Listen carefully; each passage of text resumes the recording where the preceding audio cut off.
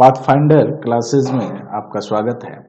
कल हमने Indian civilization and culture जो बिहार बोर्ड +2 का पहला चैप्टर है समाप्त किया था। आज उसका ऑब्जेक्टिव आप देखेंगे कि किस तरह से ऑब्जेक्टिव आपके पूछे जाते हैं। तो ऑब्जेक्टिव में ऑब्जेक्टिव टाइप क्वेश्चन, पहला क्वेश्चन क्या कहता है? पहला क्वेश्चन कहता है कि we notice that the mind is a restless bird. The more it gets, the more it wants. और यहाँ ये पूछ रहा है डॉट डॉट इज फ्रॉम, यानी ये कहाँ से लिया गया है, किस चैप्टर से लिया गया है। तो इसमें आपके ऑप्शन में दिया गया है, देखिए पहला ऑप्शन में दिया गया है अ पिंच ऑफ स्नफ, जिस जगह ये है नहीं। How free is the press, इसका भी ये है नहीं। भारत इज माई होम, इसका भी नहीं है। आप जब चैप्टर पढ़ रहे थे तो उसमें मैंने यह लाइन पढ़ाया था। ये है इंडियन सिविलाइजेशन एंड कल्चर का, इसलिए पहला का आंसर जो होगा वो हो जाएगा डी नंबर। पहला का आंसर हो जाएगा डी नंबर। आगे बढ़ते हैं क्वेश्चन नंबर 2 के तरफ। क्वेश्चन नंबर 2 कहता है Indian civilization and culture is, और ये यानी है क्या, भारतीय संस्कृति, भारतीय सभ्यता और संस्कृति है क्या। कह रहा है कि एन ऐसे, अगला कह रहा है कि a स्टोरी, फिर सी में कह रहा ड्रामा और डी में कह रहा शॉर्ट स्टोरी। जब मैं आपको पढ़ाया उसमें आपको ये बताया था कि इंडियन सिविलाइजेशन एंड कल्चर एक ऐसे है, यानी यह एक लेख है। इस तरह से आपका आंसर जो बनता है वह आंसर बन जाएगा ए नंबर, यानी 2 का ए। क्वेश्चन नंबर 3 की तरफ चलते हैं। दिया है फेरोज, देखिए इसका उच्चारण थोड़ा ढंग से करेंगे, फेरोज है, ठीक है, फरोह नहीं है या फेरोज, कुछ भी लोग पढ़ता वैसे नहीं पढ़ेंगे, ये है फेरोज। कह रहा Feroz were the rulers of ancient, यानी ये जो फेरोज थे वो कहाँ के प्राचीन के शासक थे। तो जब मैं आपको पढ़ाया चैप्टर उसमें बताया कि ये तो चाइना के थे नहीं, बर्मा के थे नहीं, इंडिया के थे नहीं, तो कहाँ के थे बाबू? इजिप्ट के थे। यानी ये जो फेरोज थे वो कहाँ के शासक को फेरोज कहा जाता है? तो वो कहा जाता है जो इजिप्ट के शासक होते हैं उन्हें फेरोज के नाम से जाना जाता है। चलिए पैराग्राफ नंबर 4, क्वेश्चन नंबर 4 देखते हैं जो ऑब्जेक्टिव चौथा है। कह रहा है कि my experiment with truth is written by, देखिए ये माई experiment with truth written by, यानी यह एक किताब है जिसके लेखक कौन है। ये ऐसे भी पूछा जा सकता है कि my experiment with truth is, ये है क्या, ठीक है। तो खैर वो क्वेश्चन भी मिलेगा आपको, पहले इसको समझिए। कह रहा है कि my experiment with truth is written by Manohar Malgaonkar, नहीं, मनोहर मालगांवकर का यह लेख, यह आत्मजीवनी नहीं है। डॉक्टर जाकिर हुसैन, नहीं, इनकी भी नहीं है। तो इंडियन सिविलाइजेशन कल्चर में इसकी बात कही गई है और उसी में आपको बताया गया है कि ये जो है वो महात्मा गांधी की जीवनी है। इस तरह से 4 का जो ऑप्शन होगा सी नंबर, यही आपका आंसर हो जाएगा। आगे बढ़ते हैं क्वेश्चन नंबर 5 की तरफ। क्वेश्चन नंबर 5 कह रहा है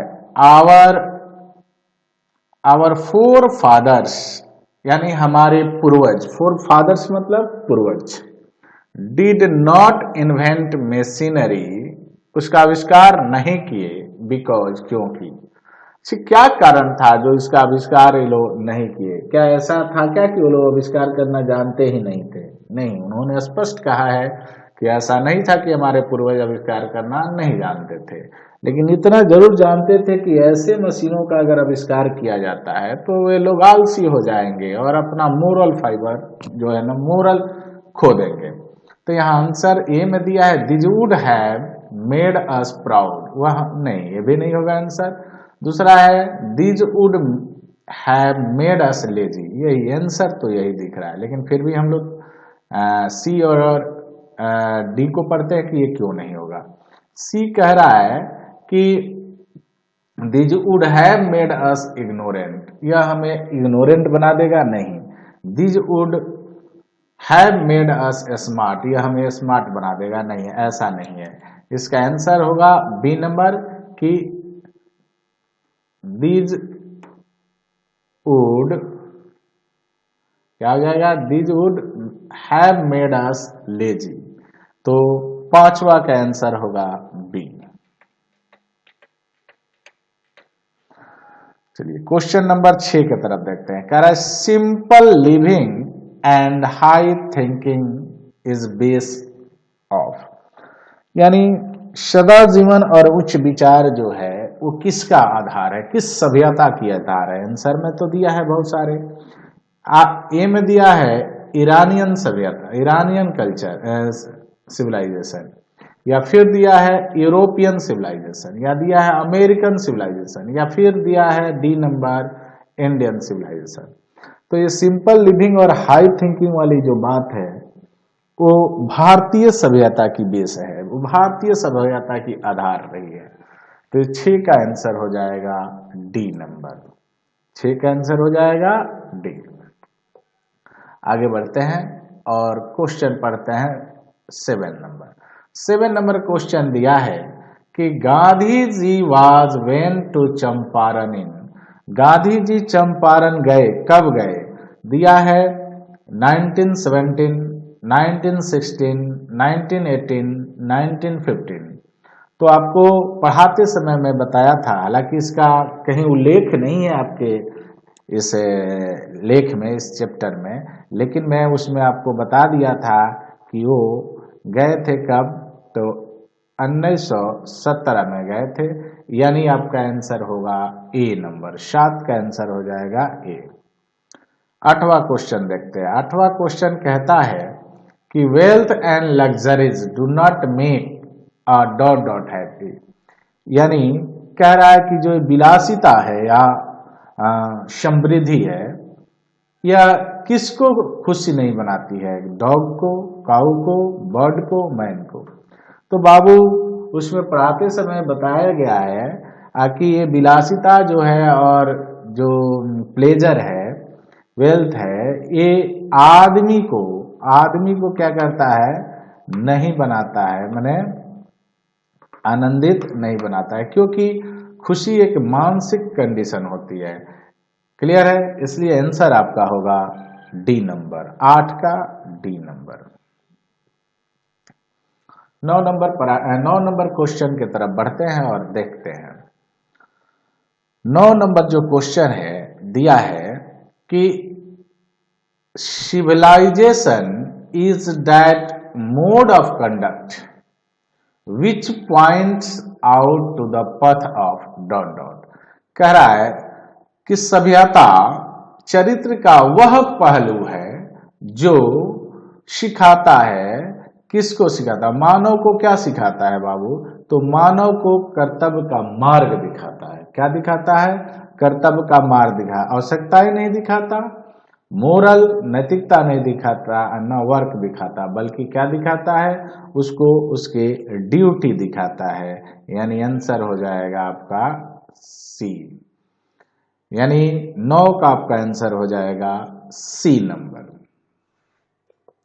10वां क्वेश्चन को गौर करते हैं। 10वां क्वेश्चन दिया है Gandhi ji was shot dead on, Gandhi ji की मृत्यु कब हो जाती है बाबू, तो कह रहा है पहला ऑप्शन दिया है, ध्यान से देखिए,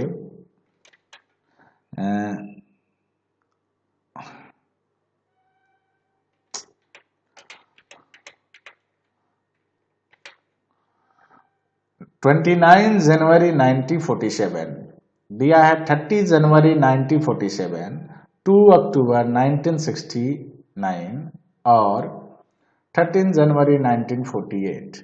तो इनकी मृत्यु जो होती है बाबू 30 जनवरी 1948 को होती है, यानी ऑप्शन नंबर डी आपका सही होगा। 10 का जो जवाब होगा वो 10 का जवाब होगा डी 30 जनवरी 1948, 30 जनवरी 1948। आगे बढ़ते हैं और क्वेश्चन नंबर 11 को लेते हैं। चलिए क्वेश्चन नंबर 11 को देखते हैं। क्वेश्चन नंबर 11 कह रहा है what is the glory of India. Bharat की गरिमा क्या है? इट रिमेन्स, और ये कैसा रहता है? तो कह रहा है ग्लोरियस। अगला कह रहा है इमूवेबल। इमूवेबल का मतलब होता है जो मूव न करे, यानी स्थिर बना रहे। अगला है ब्यूटीफुल, और उसके बाद है मूवेबल, यानी जो घूर फिर सके, बदल सके। तो आपको वहां बताया गया है कि भारत की ग्लोरी यही है कि यह हमेशा स्थिर रहा। सारी सभ्यताएं आई और समय के साथ चली गई, लेकिन भारत अपने उसी अवस्था में टिका रहा, और यही उसकी खूबसूरती है। यह भी बात आपको बताया गया। तो इट रिमेन्स इमूवेबल होगा। यह क्वेश्चन पूछ भी चुका है, ध्यान देंगे। इंपोर्टेंट सब क्वेश्चन जो भी ये क्वेश्चन मैं आपको सेट करके दे रहा हूं, ये सारा क्वेश्चन इंपोर्टेंट है आपके एग्जाम के दृष्टिकोण से। एग्जाम पॉइंट माने एग्जाम के दृष्टिकोण से यह जितने भी क्वेश्चन हैं, ये सारे क्वेश्चन मस्ट इंपोर्टेंट है। चलिए, तो 11 नंबर का आंसर हो जाएगा बी। क्वेश्चन नंबर 12 को देखते हैं।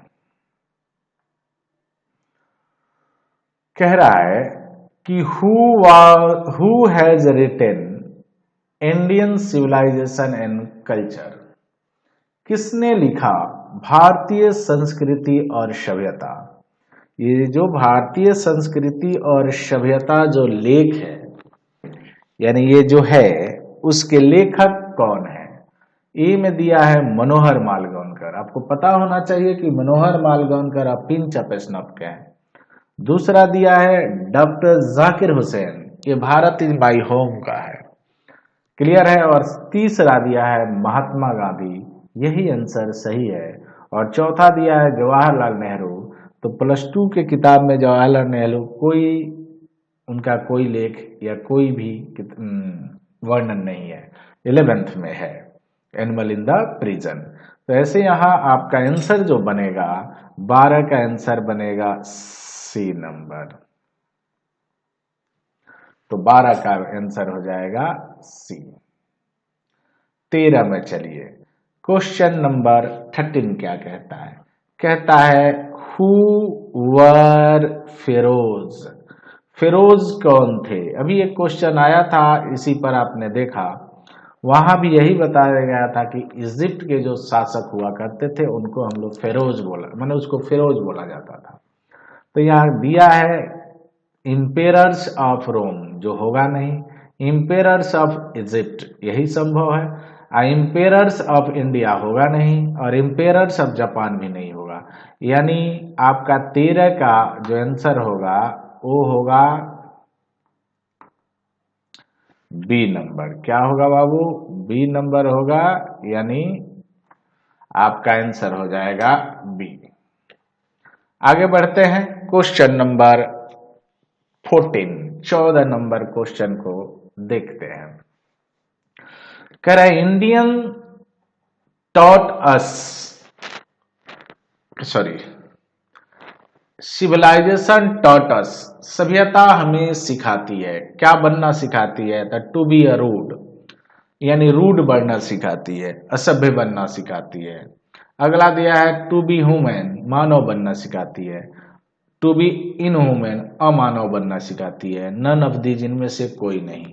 तो सभ्यता हमें मानव बनना सिखाती है, इसीलिए 14 का जो आंसर बन के सामने आएगा वो होगा बी।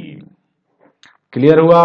ध्यान देंगे आप, सारे का आप नोट्स बना लेंगे, ये आपके एग्जाम में 100% क्वेश्चन यहीं से रहेंगे। आपको ज्यादा कुछ देखने की जरूरत, जितना बताया जा रहा है इसको गौर से पढ़ने की जरूरत है।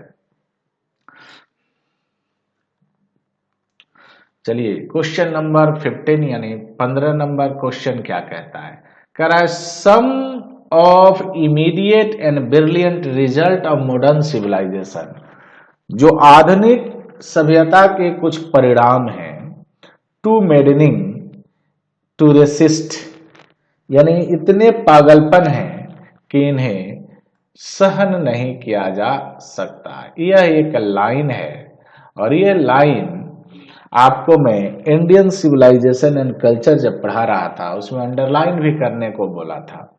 अब ये पूछ रहा है इज फ्रॉम, कहां से लिया गया है, तो कहां से लिया गया है ये दो तरह से क्वेश्चन पूछा जा सकता है। इसको पूछा जा सकता है रिटेन बाई, तो जब रिटेन बाई होगा तो आंसर होगा महात्मा गांधी। लेकिन जैसे ही ये क्वेश्चन आपसे पूछा जाता है कि इज फ्रॉम यानी कहां से लिया गया है, तो आपको इसके चैप्टर का नाम बताना होगा कि किस चैप्टर का ये लाइन है। तो भारत इज माय होम का ये लाइन है नहीं। पिंच ऑफ स्नफ जो बी नंबर में है इसका भी आंसर नहीं है। सी में दिया है इंडियन सिविलाइजेशन एंड कल्चर, यही आपको मैं पढ़ाया भी हूं और अंडरलाइन भी उसमें आपको कराया था। तो ध्यान रखेंगे ये जो लाइन है कि some of immediate and brilliant results of modern inventions are too maddening to resist, यह जो लिया गया है इंडियन सिविलाइजेशन एंड कल्चर से लिया गया है। इस तरह से 15 का यानी 15 का जो आंसर आपका निकल कर सामने आ रहा है वो होगा सी नंबर। चलिए क्वेश्चन नंबर 16 यानी 16 नंबर पर चलते हैं। कह रहा है civilization is that mode of conduct, सभ्यता वह आचरण है which point out the path of duty, जो मानव को क्या सिखाती है बाबू, जो क्या सिखाती है, तो कर्तव्य की मार्ग सिखाती है। और ये भी जो क्वेश्चन पूछा गया है वो पूछा गया है इज फ्रॉम, यानी इसको लिया कहां से गया। फिर बोल दूं अगर इसको कहता रिटेन बाई तो आपको लेखक का नाम बताना पड़ता, लेकिन ये कह रहा है कि इज फ्रॉम यानी ये है कहां से लिया गया है। तो उस समय भी आपको जब मैं इस चैप्टर पढ़ाया हूं लाइन बाय लाइन उसमें अंडरलाइन भी कराया हूं, नहीं तो वीडियो देख लेना आपको पता भी चलेगा। देखिए दिया है भारत इज माय होम, इसका तो यह है नहीं, अभी तक तो हमने पढ़ा भी नहीं है इसे। पिंच ऑफ स्नफ इसमें अभी नहीं है क्योंकि इसको भी हमने अभी तक पढ़ा नहीं है। इंडियन सिविलाइजेशन एंड कल्चर इसी का ये है। और ये जो नीचे दिया है D number ideas that have help Mankind, इसका भी ये लाइन नहीं है। तो इस तरह से 16 का जो आपका आंसर हुआ वो हो गया C number Indian civilization and culture. आगे बढ़ते हैं क्वेश्चन नंबर 17 यानी 17 की तरफ बढ़ते हैं।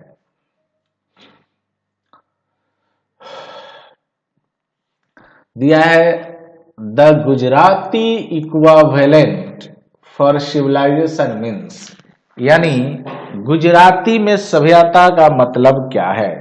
आपको फिर बता रहा हूं कि जब मैं आपको पढ़ा रहा था तो उस समय भी मैं आपको ये लाइन को अंडरलाइन कर रहा था कि गुजराती में सभ्यता का मतलब होता है गुड कंडक्ट। क्या होता है? अच्छा आचरण। तो पहला ऑप्शन जो दिया बैड कंडक्ट, जो नहीं होगा, किसी भी हाल में नहीं होगा। इंटेलिजेंट कंडक्ट, ये भी नहीं होगा, इसकी कहीं चर्चा ही नहीं है। डिलाइटफुल कंडक्ट, इसका भी कहीं पर चर्चा नहीं है। तो आंसर आपका जो निकल कर सामने आ रहा है वो होगा डी नंबर, यानी 17 का आंसर होगा डी। 18 नंबर क्वेश्चन को देखते हैं, यानी 18 number question. In the word of Gandhi ji mind is a, यानी गांधी जी के अनुसार मन क्या है। तो गांधी जी के अनुसार पढ़ाते समय उसमें बताया गया है कि mind is a restless bird, it gets more, माने क्या कहा गया है कि भारतीय मन एक बेचैन चिड़िया है। क्लियर है? तो यहाँ हमको बताना है कि रेस्टलेस किंग बेचैन राजा है, नहीं। रेस्टलेस स्टूडेंट बेचैन छात्र है, नहीं। रेस्टलेस बर्ड, यस, बेचैन चिड़िया है ना। बेचैन रेस्टलेस सोल्जर, बेचैन सैनिक, ये भी नहीं है।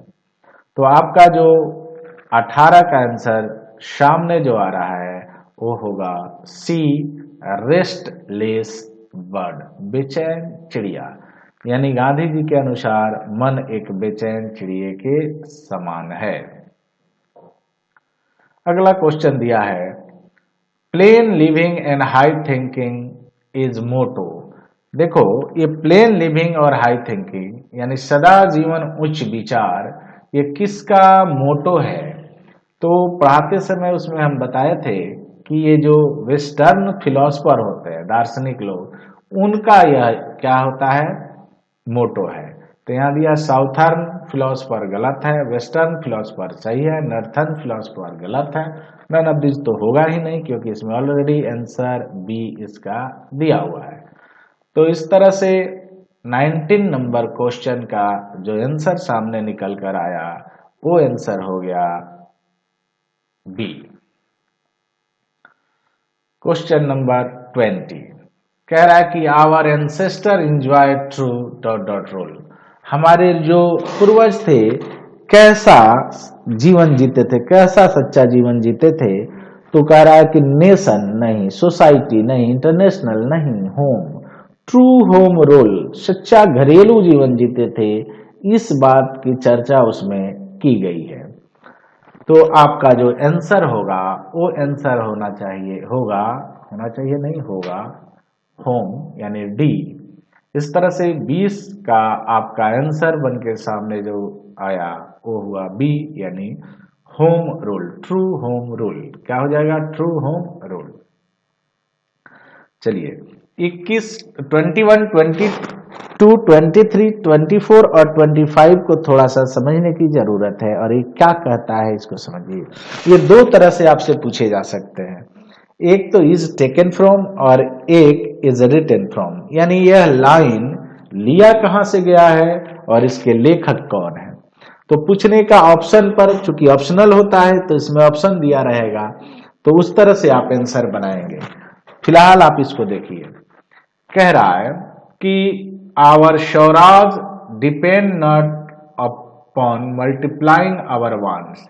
हमारा जो स्वराज है निर्भर नहीं करता कि हमारी चाहते क्या हो जाए, निरंतर बढ़ती जाए, बट अपॉन रेस्ट्रिक्टिंग वांट, बल्कि उस पर निर्भर करता है कि हम अपने चाहतों पर रोक लगा दें। क्या करें? अपने चाहतों पर रोक लगाएं। और ये पूछ रहा है इज टेकन फ्रॉम, तो ऑप्शन यहाँ ऑलरेडी दिया रहेगा, इसमें नहीं दिया है, लेकिन आप जान जाइए ऑप्शन दिया रहेगा। ए में मान लीजिए दे देता है पिंच ऑफ स्नॉप, बी में यहाँ दे देगा मान लीजिए कि इंडियन सिविलाइजेशन एंड कल्चर, सी में दे देता है भारत इज माई होम, और डी में दे देता है मान लीजिए how free is the press. तो आंसर जो बन के तैयार होगा वो बी होगा, इंडियन सिविलाइजेशन एंड कल्चर। लेकिन इसी का अगर आंसर यहाँ दे दे कि महात्मा गांधी, क्या दे दे बाबू? दे दे कि इसका आंसर मैंने अब कह दे रिटेन बाई, या रिटेन बाई में ए में दे दे, नहीं पड़ा, ए में मान लीजिए दे दे महात्मा गांधी, बी में दे दे पंडित जवाहरलाल नेहरू, सी में दे दे मार्टिन लूथर किंग जूनियर, और डी में दे दे मनोहर मालवणकर। तो आंसर आपका जो सामने आएगा वो होगा महात्मा गांधी। चलिए 22 नंबर क्वेश्चन सेम है, कह रहा है observing all this our ancestors dissuaded us from luxury and pleasure. कह रहा है कि सारे चीजों का अवलोकन करने के बाद हमारे जो पूर्वज थे हमें सलाह दिए कि विलासिता से और आनंद से दूर रहो। अगर ये पूछ लिया जाए कि इज टेकन फ्रॉम, तो कहेंगे इंडियन सिविलाइजेशन एंड कल्चर। लेकिन अगर ये आपसे पूछ देता है कि इज रिटन बाई, तो कहेंगे महात्मा गांधी। क्लियर? आगे क्वेश्चन नंबर 23 पर चलते हैं। दिया है कि civilization is that mode of conduct which point out to man the path of duty. ये लाइन दे दे और पूछे इज टेकन फ्रॉम, सामान्य तरह के पूछता है इज टेकन फ्रॉम, तो आपको चैप्टर का नाम बताना होता है। तो आपको पता है कि यह इंडियन सिविलाइजेशन एंड कल्चर से लिया गया है, इसीलिए इसको कहेंगे इंडियन सिविलाइजेशन एंड कल्चर। अगला है 24 नंबर, लेकिन हाँ अगर ये पूछ दे कि रिटन बाई तो महात्मा गांधी। 24 करें after all there is something in Hinduism that has kept it alive up till now. आखिरकार कुछ तो है हिंदुत्व में जो इसे अब तक जीवित रखा है। ये लाइन अगर पूछ देता है कि इज टेकन फ्रॉम, तो सामान्य तरीके से आप आसानी से कहेंगे इंडियन सिविलाइजेशन एंड कल्चर। लेकिन अगर इसी को पूछ देता है कि after all there is something in Hinduism that has kept it alive up till now written by, ठीक है, तो वहां लिखेंगे